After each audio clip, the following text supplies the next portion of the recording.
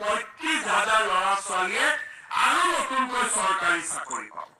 দুই এজন ল'ৰাই মোক আহোঁতে সুধিছে যে দাদা পুলিচৰ নেক্সট দৌৰ কেতিয়া হ'ব? আমি জুন জুলাই মাহত পুলিচৰো দৌৰ আৰম্ভ কৰিম আৰু থাৰ্ড গ্ৰেড ফৰ্থ গ্ৰেডৰো নতুনকৈ পৰীক্ষা পাতিম। ৩৫,০০০ ল'ৰা ছোৱালীয়ে আৰু নতুনকৈ চৰকাৰী চাকৰি পাব। ১ লাখৰ লগত হৈ গ'ল আৰু ৩৫,০০০।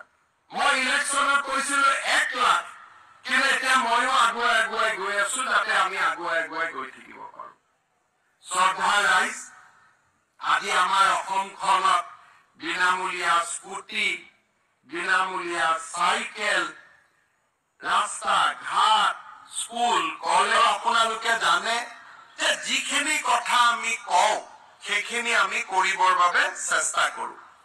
আমাৰ মাইক্ৰ' ফাইন আমি সেই কামবিলাকো আজি কৰি শেষ কৰিলো।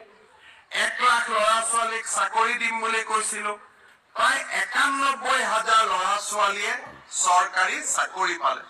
আজি আপোনালোকে চাওক যে অসমত এতিয়া চাকৰি পাবৰ কাৰণে কোনো ল'ৰা ছোৱালীয়ে টকা পইচা ঘোষ দিব নালাগে। এতিয়া আমাৰ গাড়ী দি আহি থাকোতে যিমান ল'ৰা ছোৱালী মই পাইছো চবকে কৈছো, এই বাবা ভাল কৰি পঢ়িবি দেই। কিয় মই কৈছো? কাৰণ এতিয়া আমাৰ অসমখন এনেকুৱা, পঢ়িলেহে চাকৰি পাব। আমাৰ ৰাজনীতি কৰা মানুহে ৩৫,০০০ ল'ৰা ছোৱালীয়ে আৰু নতুনকৈ চৰকাৰী চাকৰি পাব। দুই এজন ল'ৰাই মোক আহোঁতে সুধিছে যে দাদা পুলিচৰ নেক্সট দৌৰ কেতিয়া হ'ব? আমি জুন জুলাই মাহত পুলিচৰো দৌৰ আৰম্ভ কৰিম আৰু থাৰ্ড গ্ৰেড ফৰ্থ গ্ৰেডৰো নতুনকৈ পৰীক্ষা পাতিম। ৩৫,০০০ ল'ৰা ছোৱালীয়ে আৰু নতুনকৈ চৰকাৰী চাকৰি পাব। ১ লাখৰ লগত হৈ গ'ল আৰু ৩৫,০০০। মই ইলেকশ্যনত কৈছিলো ১ লাখ, কিন্তু এতিয়া ময়ো আগুৱাই গৈ আছো যাতে আমি আগুৱাই গৈ থাকিব পাৰো।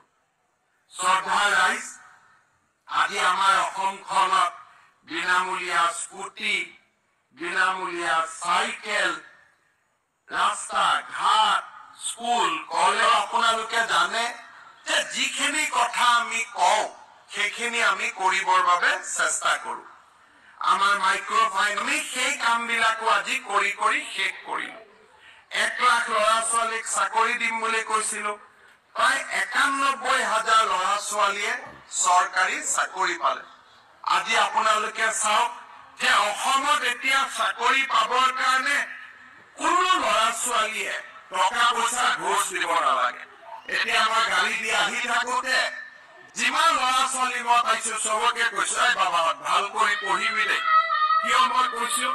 কাৰণ এতিয়া আমাৰ অসমখন এনেকুৱা, পঢ়িলেহে চাকৰি পাব। আমাৰ ৰাজনীতি কৰা মানুহে